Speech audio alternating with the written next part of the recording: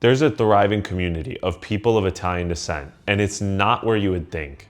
Earlier this year, I took a trip to Brazil, specifically the Serra Gaúcha, which is within the southernmost state of Brazil, Rio Grande do Sul.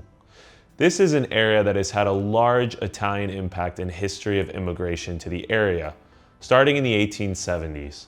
To make a long story short, the southern area of Brazil, the southernmost states, were borderline empty in those periods, and the Brazilian government wanted to start agricultural colonies in the south. So they sat down with the Italian government, tried figuring out how they could get some immigration from Italy to these agricultural colonies to start developing the Brazilian economy in the south of the country. This particular process went on, and for one reason or the other, I've heard a lot of different reasons why, but the exact region of people in Italy that ended up in southern Brazil were mostly from the region of Veneto. And I've been told that the reason this is because they were seen as hardworking and docile people in comparison to many other regions in the country. So this area was heavily populated in the agricultural colonies by people from the region of Veneto, also in Lombardia, and from parts of Trentino. So basically this whole kind of northeastern mountainous area in Italy transplanted parts of itself into southern Brazil, into these agricultural colonies, and building everything from the ground, as the Serra Gaúcha is basically a very, very green, foresty, mountainous, and hilly region. So these people came into the middle of a forest and had to build thriving cities and agricultural communities, which is what they ended up doing. Obviously, as 150 years later, I got to visit these lands and see what they look like. So, what is the area like today? That's a little bit of the history.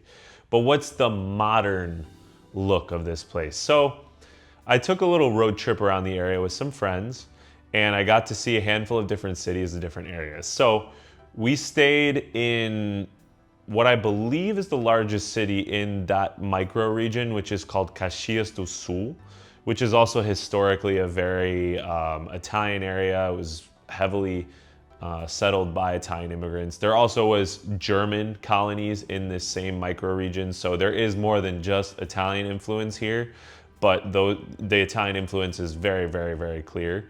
So we stayed in Caxias do Sul, but there's not a ton to do there. There's a lot more to do in some of the other areas in regards to Italian culture. Although Caxias do Sul does host every 2 years the Festa da Uva, which is the Festival of the Grape, which is a massive wine festival. And obviously in homage to the Italian immigrants that came to the area and made the region the producer of over 80% of the country's wine. So the region is very agricultural, as I stated before, and is very focused in a couple different products, but especially wine. So one of the areas that we visited was Bento Gonçalves and Garibaldi, which are basically two cities, very small cities, that between the two of them have something called the Vale dos Vinhedos, which is the Valley of the Vineyards. It is a massive area that literally reminds you as if you're in a vineyard region or a wine region of Italy. It's quite impressive how many different types of grapes that they have, all the different wineries, and many of them are multi-generational. A lot of them were not commercialized until the last couple of decades, but they've been producing wine in that region since the Italians pretty much got off the boat and started farming. They've also mixed in some other southern Brazilian products that obviously were not Italian, like there's what they call down there chimarrão, but what you may know more as yerba mate. So it's a tea, and it's very, very common in the southern half of South America. And there's a lot of production of that as well in the region, along with other agricultural products. But the culture is very specific because that area has been very isolated, and there is definitely a wine culture. I'll be honest, the wines are not going to be world-class wines. They do kind of give you that semblance of like a homemade wine that maybe your grandparents or great-grandparents were making growing up. Like, it's very similar to that. They're very, very homemade style. But with that said, it also gives you that culture. Like, we did some wine tastings in the area. basically just by stopping in different little like shops within the vineyard, which by the way, they were completely free. The wine tastings, we did end up buying a handful of bottles of wine, but the aspect of the hospitality there was so Italian and so wonderful, and how nice everybody was. It was really cool to see that. We also ate in the area at an amazing, amazing restaurant, one of the best restaurants I've ever been to in Brazil. A lot of people are familiar with Brazilian food through just Brazilian steakhouses. And that is a huge part of their culture. And this kind of culture comes from that southernmost state, the steak, all you can eat. So we went to a restaurant like that where the meat was just spectacular.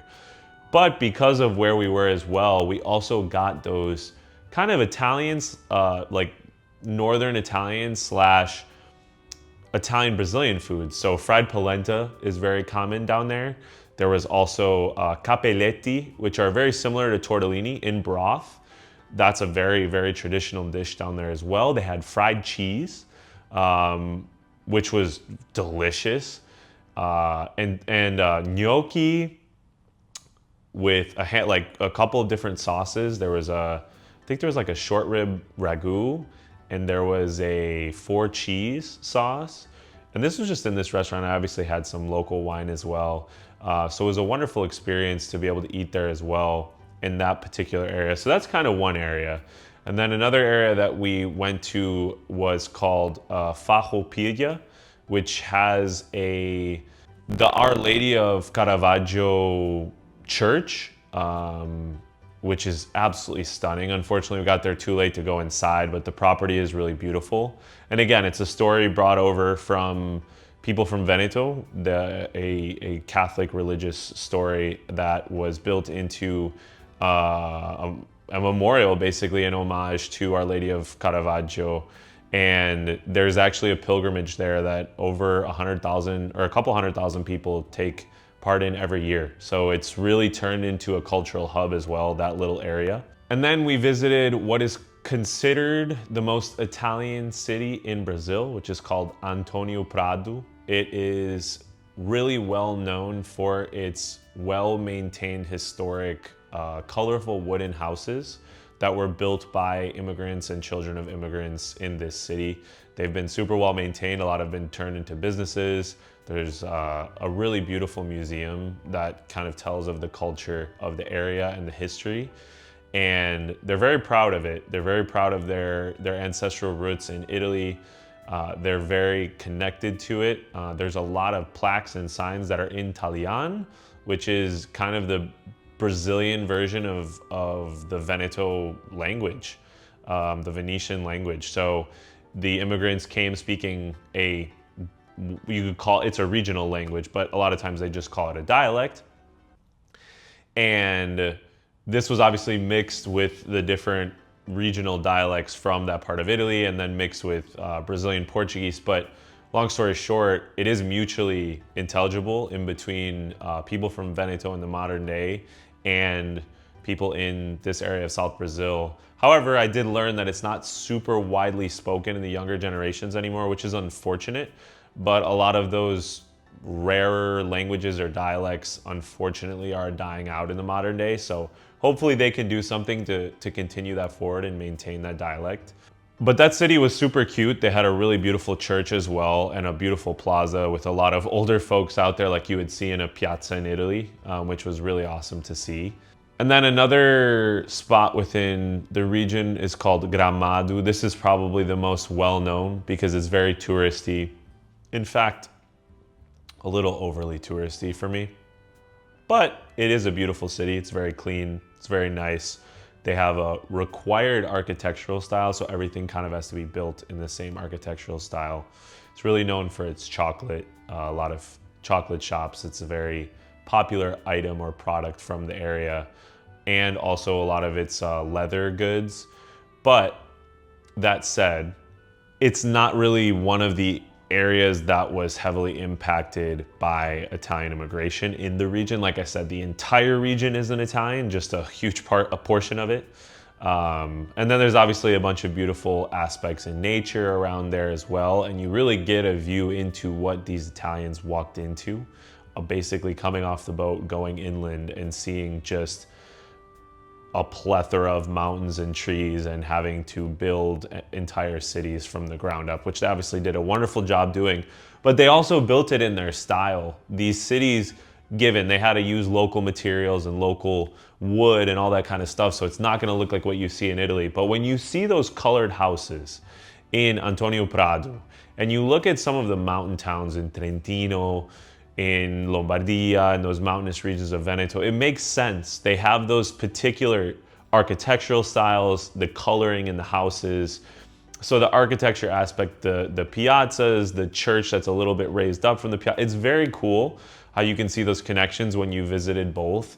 And then just the general connection that they have to their culture, whether it's their pride, whether it's the wine production, whether it's the foods that they've still maintained, some of them still very similar to the food that was eaten in Italy. I mean, a lot of these people came to the area just eating polenta all day, and that was kind of their big grain, their biggest part of their plate. And to see polenta everywhere down there is really cool. It goes to show you that also the regions that people emigrated from in Italy affected obviously the local culture as well. I mean, you're not going to see like people eating the same things as you'd see in a diaspora community in most places in the US or even in Canada, just because a lot of those people came from the south versus here they came from the north and mountainous regions as well, with, let's say, a lot more simple ingredients and limited climate to grow different things. And the last thing I'll add was there was some really cool cultural activities back in the first place I mentioned, Bento Gonçalves, which is arguably it's like a hub as well of Italian culture in Brazil. They had a beautiful interactive museum that took you through the immigrant experience in the late 19th century of all these people from Veneto coming to the region and what the story looked like for them. Also with some different articles of clothing and different things that have went on in the region throughout the generations to allow you to understand the history, what people wore, what people ate, how they lived.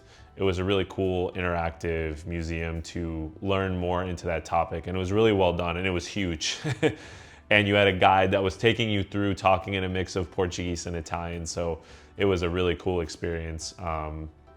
So to wrap it all up, I think this was one of the areas that I've seen a lot, I've read a lot about, that most of the Italian diaspora and Italian people have no idea about it. And it's a shame, because if you ever get the opportunity to go there, it's such a cool experience. One of the best ways to describe it, while using food to describe the region, it's like sitting at a table, eating the best piece of picanha you've ever had with a side of fried polenta, homemade wine, and you're looking out the window with a vineyard on one side and the most green covered mountains you've ever seen on the other. It's that beautiful and that wonderful of a cultural combination. And it's so cool to see how these immigrants over 4 or 5 generations have adapted, have maintained a lot of their heritage and culture throughout all this time. So if you ever get the chance, I highly recommend going. And I hope to obviously get back and explore more of the area in the future. Thanks for listening, and I hope you visit someday and get to see for yourself.